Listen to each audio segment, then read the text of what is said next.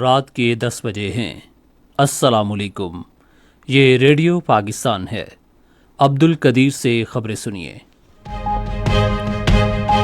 اہم خبروں کا خلاصہ۔ وزیر اعظم نے آج نیو یارک میں اقوام متحدہ کی جنرل اسمبلی سے اپنے خطاب میں بھارت پر زور دیا ہے کہ وہ اقوام متحدہ کی سلامتی کونسل کی قراردادوں کے مطابق تنازع کشمیر کو حل کرنے کے لیے بامقصد مذاکرات کا راستہ اختیار کرے۔ پاک فوج کے سربراہ نے ملک کی اقتصادی ترقی میں کاروباری برادری اور تاجروں کے کردار کو سراہا ہے۔ وزیر منصوبہ بندی نے کہا ہے کہ حکومت مصنوعات اور برآمدات میں اضافے کے لیے براہ راست بیرونی سرمایہ کاری بڑھانے پر کام کر رہی ہے۔ اور آج لبنان میں اسرائیل کے مسلسل حملوں میں 25 افراد جاں بحق ہو گئے۔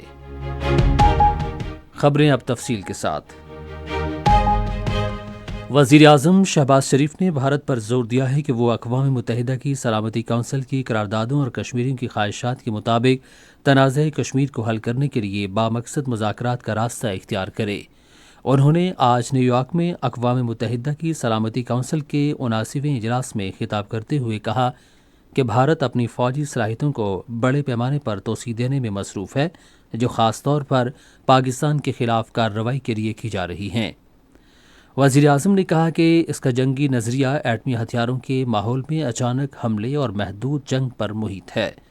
انہوں نے کہا کہ پاکستان بھارت کی کسی بھی جارحیت کا انتہائی فیصلہ کن جواب دے گا۔ بھارت کے غیر قانونی زیر قبضہ جموں کشمیر میں بھارتی مظالم اور انسانی حقوق کی سنگین خلاف ورزیوں کا حوالہ دیتے ہوئے وزیر اعظم نے کہا کہ بھارت کو پائیدار امن کے حصول کے لیے 5 اگست 2019 سے اب تک تمام یک طرفہ اور غیر قانونی اقدامات واپس لے کر اقوام متحدہ کی سلامتی کونسل کی قراردادوں اور کشمیریوں کی امنگوں کے مطابق تنازع جموں کشمیر کے پرامن حل کے لیے مذاکرات کرنے چاہیے۔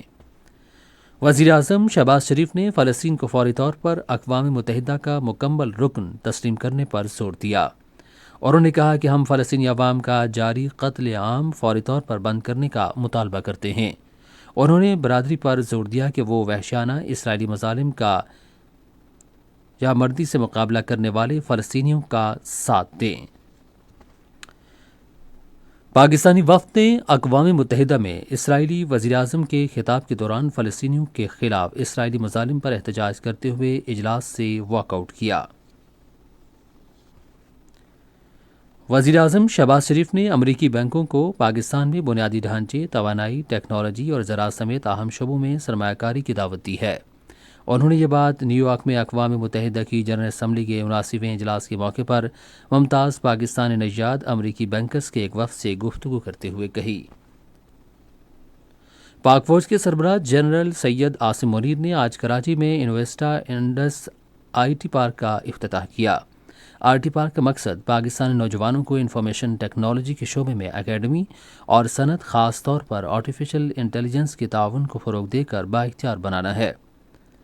وزیر اعلیٰ سندھ سید مراد علی شاہ اور دیگر اہم سول شخصیات نے بھی افتتاحی تقریب میں شرکت کی۔ آرمی چیف نے اس بات پر روشنی ڈالی کہ اس طرح کے منصوبوں کا مقصد ملک میں پہلے سے ترقی کرنے والی آئی ٹی صنعت کی ترقی کو مزید فروغ دینے کے لیے انتہائی سازگار ماحول فراہم کرنا ہے۔ جنرل سید عاصم منیر نے کراچی کی تاجر برادری سے بھی گفتگو کی۔ انہوں نے ملک کی اقتصادی ترقی میں کاروباری برادری اور تاجروں کے تعاون کو سراہا۔ منصوبہ بندی اور ترقی کے وزیر احسن اقبال نے ملک میں پائیدار اقتصادی ترقی یقینی بنانے کے لیے برآمدی شعبے کو بہتر بنانے پر زور دیا ہے۔ انہوں نے آج اسلام آباد میں ایک اجلاس سے خطاب کرتے ہوئے کہا کہ معیشت مستحکم کرنے کے لیے 8% کی اوسط شرح کے ساتھ پائیدار ترقی کی ضرورت ہے۔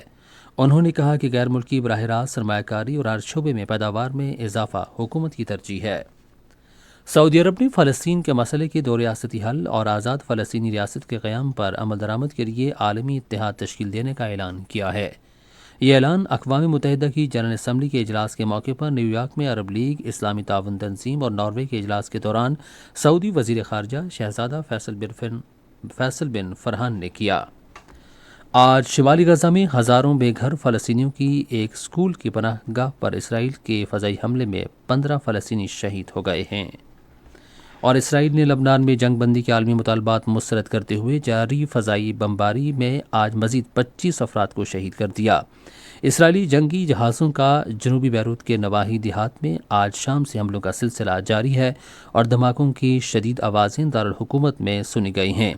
اسرائیلی حملوں میں گزشتہ پیر سے اب تک 700 سے زائد افراد جاں بحق ہو چکے ہیں۔